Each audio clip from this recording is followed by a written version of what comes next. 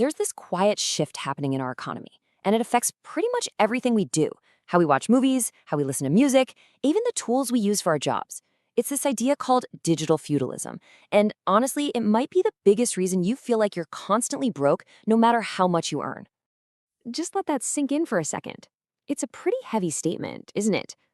We've sort of drifted into this world where having access to something has totally replaced owning it.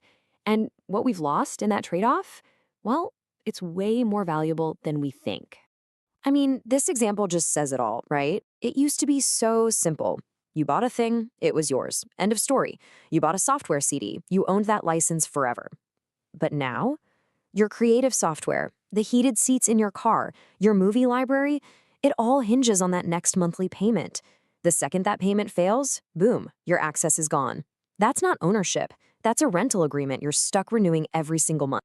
So this constant state of renting, it leads to what we're calling the digital serfdom trap. It's a system that's so sneaky, so effective, that even folks making 200 grand a year can feel like they're just living paycheck to paycheck. I mean, how is that even possible? And this is the thought that gets us every single time, right? Oh, come on, how bad can it be? It's the price of a fancy coffee. It feels like nothing, and that is exactly what these companies are banking on. That one little thought is the front door to the trap. So let's actually run the numbers. Okay, take a look at this list. I bet it looks pretty familiar, maybe even a little light for some of you. You've got your streaming service, some cloud storage, maybe some software for work, a wellness app, premium delivery. Individually, yeah, each one seems totally manageable, but you add them all up and suddenly you've got this constant financial drain.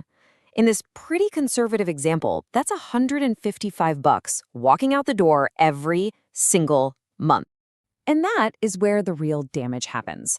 See, we treat that $155 like it's a utility bill, just another monthly expense we have to pay. But it's not. It is a slow, quiet leak in our financial future, just draining away our ability to build any real wealth. Because here's the kicker.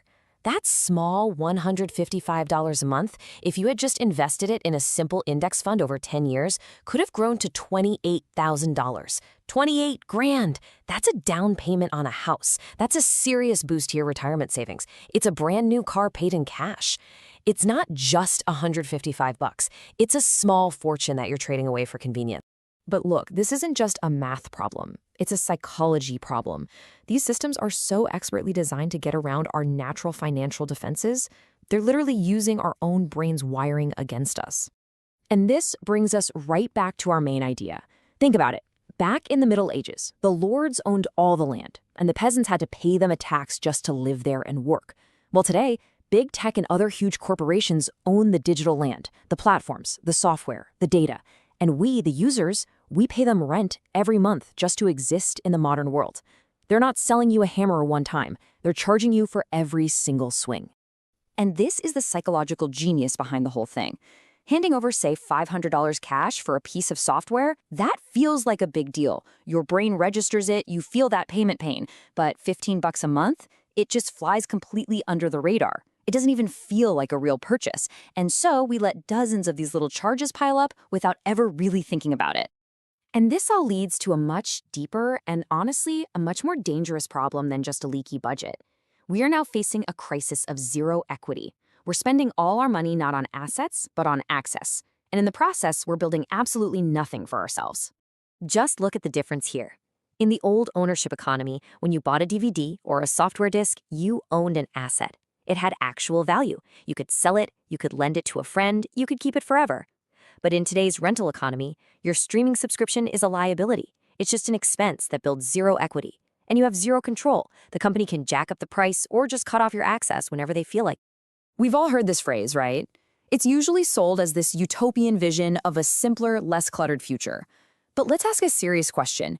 Can you really be happy when your entire financial security is tied to a dozen different corporations that can flip a switch and turn off your life? And this right here, this is the real danger. If you lose your job or have a financial emergency, it's not just your Netflix that gets shut off. It's your work tools, your family's entertainment, even the features in your car. Everything you rely on could just disappear. That is not freedom. It's a digital leash, and someone else is holding the other end. But here's the good news. It doesn't have to be this way. Recognizing that you're in a cage is the very first step to escaping it. So how do we fight back? How do we go from being a digital serf to a digital owner? Well, it's time to reclaim our financial independence. You can start with this simple 3-step pivot. First, do a ruthless subscription audit. Go through your bank statement. If you haven't used a service in the last 30 days, cancel it today. No excuses. Second, always look for the lifetime option. A lot of apps and software still offer a one-time purchase. Yeah, it costs more upfront, but it frees you from that monthly bleed forever. And finally, own your infrastructure. Buy your own modem instead of renting one from the cable company. Set up your own home cloud storage. Each little step replaces a monthly bill with an asset that you actually control. Ultimately, we have to redefine what wealth even means in this new economy. It's not just about the size of your paycheck anymore. True wealth is freedom.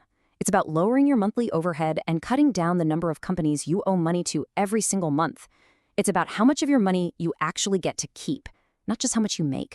Look, this shift from owning things to renting everything is one of the biggest and quietest wealth transfers of our lifetime.